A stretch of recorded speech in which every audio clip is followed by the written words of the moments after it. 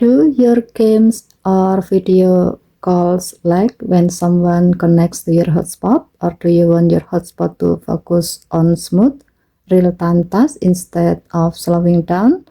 On the Galaxy S25 Ultra, there's a setting inside Mobile Hotspot called Prioritize Real-Time Traffic.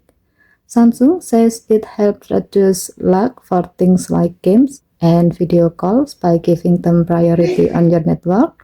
Let me show you how to turn it on and when it's actually useful. To do so, go to Setting, swipe down from the top right corner of the screen to open up the Quick Settings panel, and then tap Setting icon, tap Connection, then tap Mobile Hotspot and Tethering, tap Mobile Hotspot, scroll down the screen, and then enable Prioritize Real-Time Traffic. Now, when a device connects to your hotspot, your phone will try to prioritize latency-sensitive tasks like gaming, video calls, or voice calls so they feel more stable. When should you turn it on? You can turn this feature on when only one device is connected and it needs smooth performance.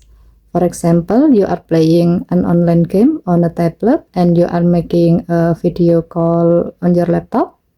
And when should you turn it off?